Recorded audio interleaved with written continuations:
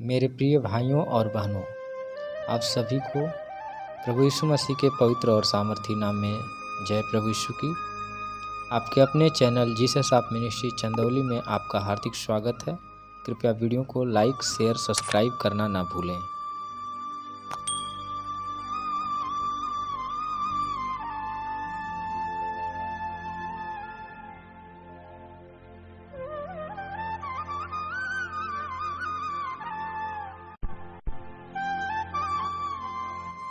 तो आइए हम अपने हाथों को उठाकर प्रभु यीशु मसीह के नाम की आराधना करें। हाथ उठाकर गाऊंगा, यीशु आपका नाम रहे ऊंचा। मैं हाथ उठाकर गाऊंगा, यीशु आपका नाम रहे ऊंचा। हालेलुया, हालेलुया, प्रभु यीशु आपका धन्यवाद। Hallelujah, hallelujah. मौत से बचाया आपने, जीवन नया है दे दिया। मौत से बचाया आपने, जीवन नया है दे दिया। नाम लेकर पुकारा मुझे, मसीहा महिमा से मुझको भरना। हाथ उठाकर गाऊंगा, यीशु आपका नाम रहे ऊंचा। मैं हाथ उठाकर गाऊंगा, यीशु आपका नाम रहे ऊंचा। धन्यवाद, आपका नाम ऊंचा रहे, आपका अनुग्रह होने पाए, आपकी दया होने पाए। Hallelujah, hallelujah. आराधना, आराधना हो जीवन देने वाले प्रभु यीशु, आराधना हो पिता। आपका वचन कहता है तुम परमेश्वर के अधीन हो जाओ और शैतान का सामना करो, और शैतान निकल के भाग जाएगा यीशु के नाम में। हालेलुया। आप आराधना करिए, यदि आप बीमारी में हैं आराधना करिए, परमेश्वर के अधीन हो जाइए, वो बीमारियां भाग जाएंगी। और समस्त परमेश्वर प्रभु हम धन्यवाद करते पिता। योग्य सिर्फ आप है मेरे परमेश्वर, पवित्र सिर्फ आप है मेरे परमेश्वर। अपना अनुग्रह, अपनी दया होने दे प्रभु। यहाँ पे जितने लोग प्रभु यीशु, जितने लोग ग्रसित हैं अपनी समस्याओं से, अपनी बीमारियों से, दुष्ट आत्माओं से, यीशु प्रभु आपके नाम से उनकी सारी दुष्ट आत्माएं, सारी दुर्बलताएं, सारी कमजोरियां निकल जाए यीशु के नाम में। प्रभु आपका वचन कहता है मत्ती 10 के पहले आयत में कि तुम जाओ और लोगों के अंदर से दुष्ट आत्माओं को निकालो, सब प्रकार की बीमारियों को निकालो, दुर्बलताओं को निकालो। और प्रभु आपने 8वें वचन में भी कहा है जाओ बीमारों को चंगा करो। प्रभु यीशु आपके नाम से मैं कहता हूँ, आपके उसी अधिकार से मैं कहता हूँ जो आपने हमें दिया है, हर बीमार यहाँ पे जितने चंगे हो जाए यीशु के नाम में। हालेलुया। वो चाहे बीमारी कोई भी हो, चाहे वो बवासीर की समस्या हो, चाहे जोड़ों का दर्द हो, घुटनों का दर्द हो, सर का दर्द हो, पेट का दर्द हो, कैंसर हो, ब्लड प्रेशर हो, थायराइड हो, चाहे वो शुगर हो, चाहे मोतियाबिंद हो, यीशु के नाम में निकल जाए यीशु के नाम में। हालेलुया। हर प्रकार की बीमारियां, लहू बहने की बीमारी यीशु मसीह नासरी के नाम से निकल जाए। वो जो इन्फेक्शन, वायरल फीवर की बीमारी है, बुखार की बीमारी निकल जाए यीशु के नाम में। हर एक कमजोरी निकल जाओ यीशु के नाम में। Hallelujah, hallelujah. प्रभु यहाँ पे उपस्थित एक एक जनों को प्रभु हम आपके हाथों में देते हैं। आपके नाम की महिमा हो, बड़ाई हो, प्रशंसा हो मेरे राजा। Hallelujah, hallelujah, hallelujah, hallelujah. धन्यवाद प्रभु। Hallelujah, hallelujah. धन्यवाद, धन्यवाद, धन्यवाद, धन्यवाद। हालेलुया, धन्यवाद। हर एक लोग अपने हृदय से धन्यवाद, धन्यवाद जीवित परमेश्वर आज के इस शुभ अवसर के लिए, आपकी उपस्थिति के लिए कि आपने लोगों को छुआ, उनके हृदय को आपने शांति दी, छुटकारा दिया उनकी बीमारियों से। पिता हम विश्वास करते हैं। धन्यवाद के साथ यहाँ पे जितने लोग आए हैं, चाहे वो कोडरिया से हो, चाहे वो भभुआ से हो, चाहे वो प्रभु चंदौली के किसी भी जगह से हो, प्रभु हम प्रार्थना करते हैं, चाहे वो सोगर गांव से हो, प्रभु हम प्रार्थना करते हैं हर एक के जीवन में प्रभु आपका अनुग्रह, आपकी दया होने पाए पिता। धन्यवाद प्रभु, आपकी मर्जी पूरी होने पाए, हर एक बंधन को तोड़ देते हैं यीशु का नाम में। Hallelujah, hallelujah, hallelujah. प्रभु आपका वचन कहता है बंधन सारे तोड़ते हैं। हालेलुया, वो बंधन प्रभु यीशु आप तोड़ देते हैं यीशु का नाम में। हालेलुया, धन्यवाद जीवित परमेश्वर, रब से रिश्ता जोड़ने वाले परमेश्वर प्रभु यीशु, आपका हम धन्यवाद करते हैं। वो छुटकारा को देने वाले प्रभु यीशु, आपकी आराधना हो पिता। धन्यवाद, धन्यवाद मेरे परमेश्वर। धन्यवाद करते हुए सभी भाई बहन को आपके हाथों में, आगे के समय को आपके हाथों में देते हैं। सबकी बीमारियां, सबकी दुर्बलता, कमजोरियां आपके हाथों में देते हैं प्रभु। आप ही इन्हें गाइड करें, आप ही इन्हें चलाएं और आप इनके जीवन में शांति, उद्धार और चंगाई को दें प्रभु।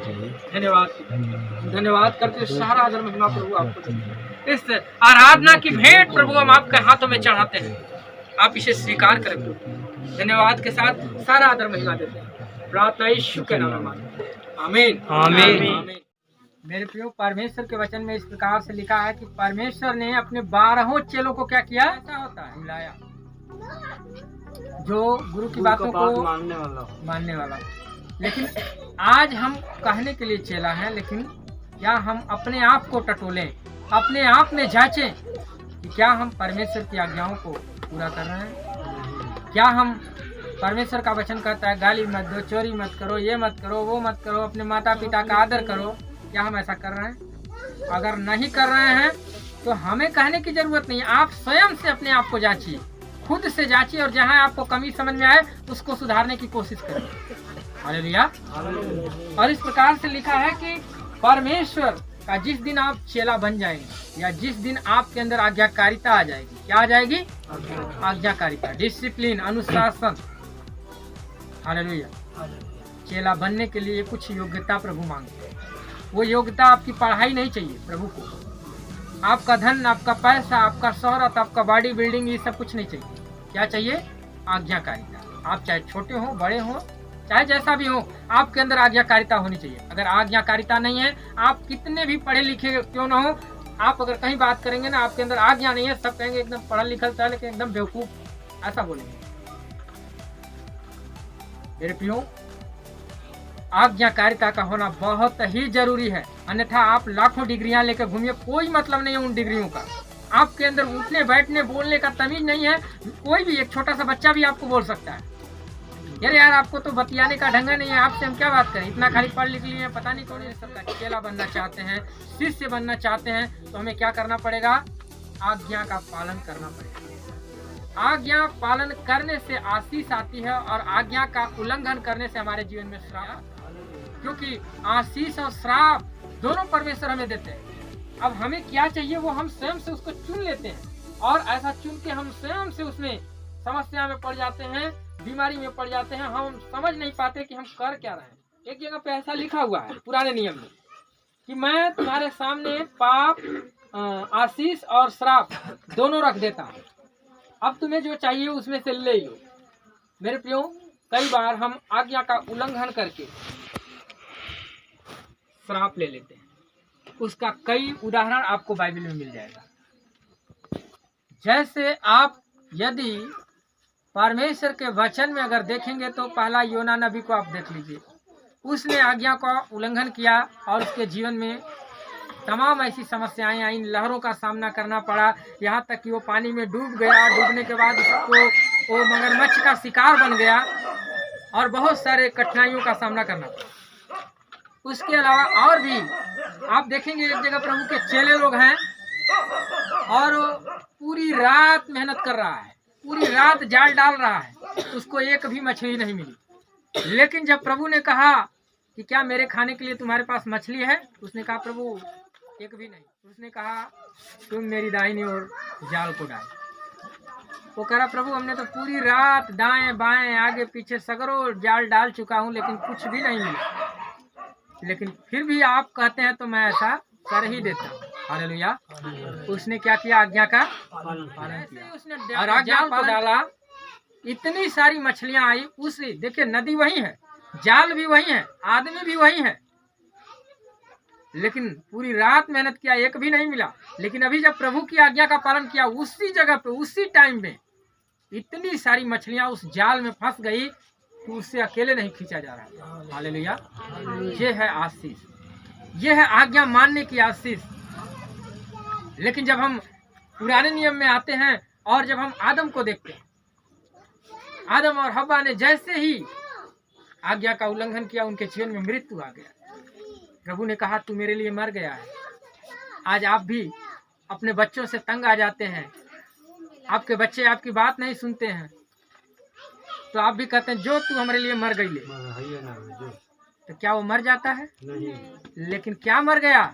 आपका रिश्ता, आपका संबंध, जो आप उसको अपना समझ रहे थे, वो वाला संबंध खत्म हो गया, वो मर गया।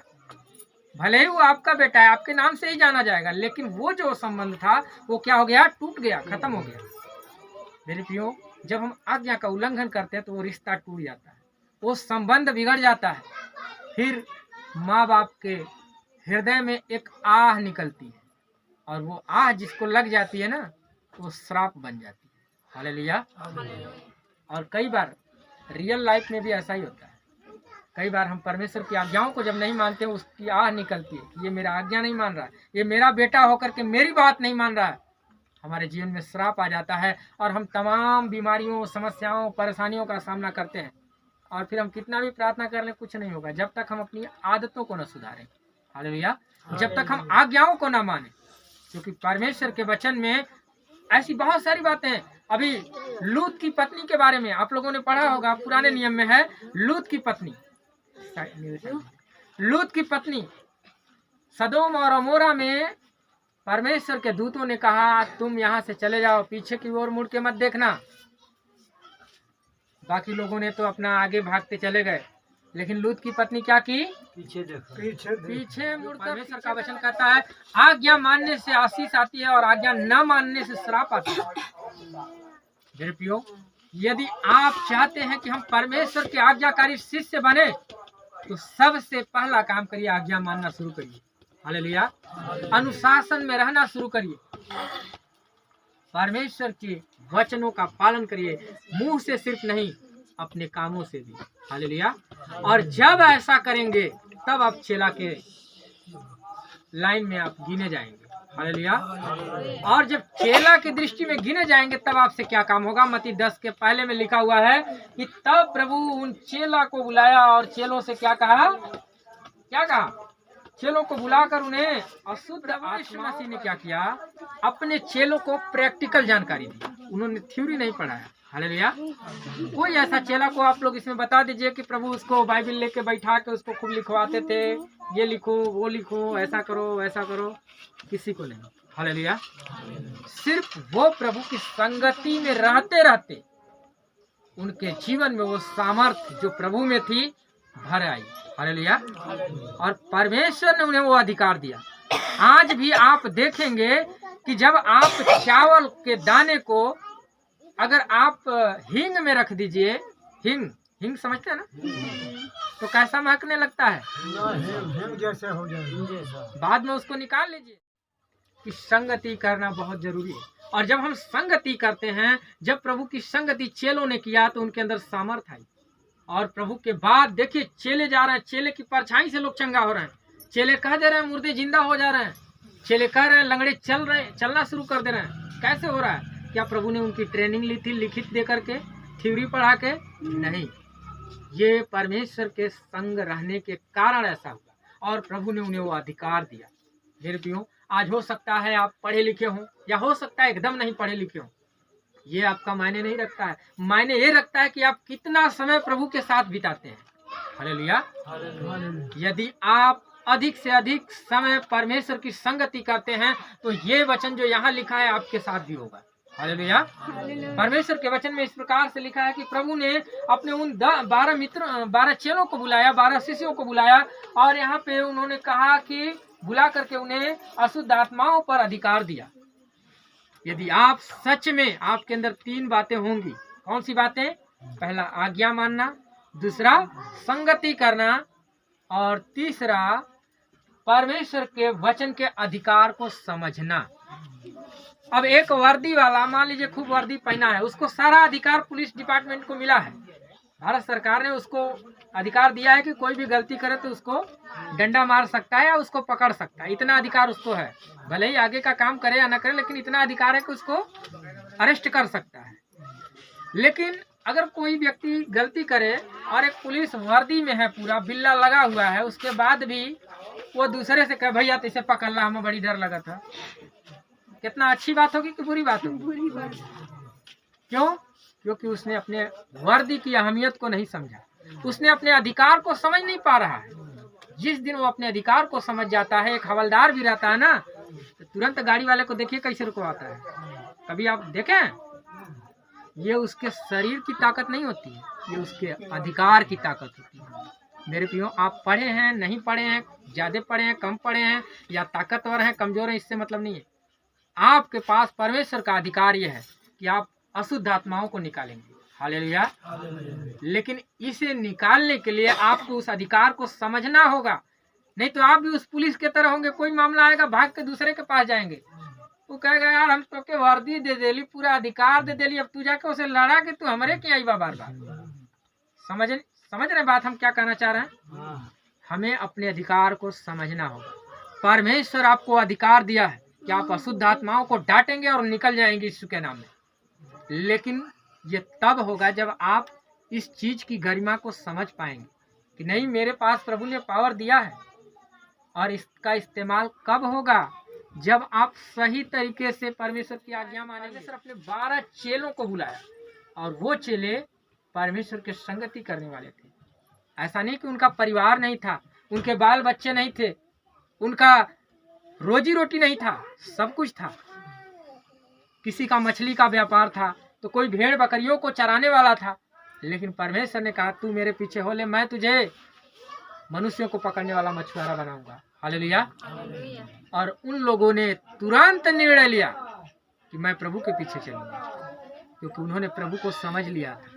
आज हम लोग प्रभु को समझने में इतना टाइम बिता देते हैं कि और बीमार पड़ जाते हैं। यदि हम परमेश्वर के पीछे चलना चाहते हैं तो निर्णय लेना बहुत जरूरी है, अपने अधिकार को समझना बहुत जरूरी है, और चेला बनने के लिए आज्ञाकारिता का होना बहुत जरूरी है।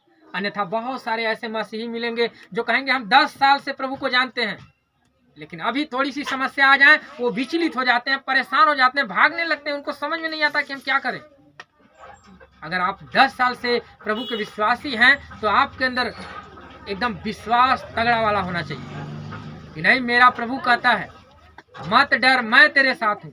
और वचन में यह भी लिखा है डरपोकों का परमेश्वर के राज में कोई अधिकार नहीं है, कोई जगह नहीं है डरपोक लोगों के लिए। मेरे प्रियो, तमाम गिदोन के बारे में आप लोगों ने पढ़ा पुराने नियम में। राजा हिजकिया जो राजा था लेकिन डरपोक टाइप का था, कांप रहा था, लेकिन फिर भी वो लड़ाई में खड़ा रहा और परमेश्वर उसको विजय दिए। आप कमजोर हैं चलेगा, लेकिन डरपोक हैं एकदम नहीं चलेगा। आप वहाँ खड़ा होइए, काम परमेश्वर करेंगे। हालेलुया।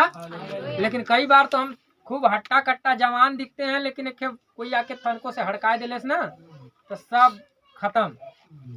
परमेश्वर का वचन कहता है कि वो लोग डरते कांपते हुए प्रभु के पास, प्रभु के नाम से आगे बढ़े और न जाने कितनी सेनाओं पर उन्होंने विजय प्राप्त किया। मेरे प्रियो, यदि आपको अधिकार का इस्तेमाल करना है तो आप अपने पावर को समझिए, आप खड़े रहिए, अड़े रहिए।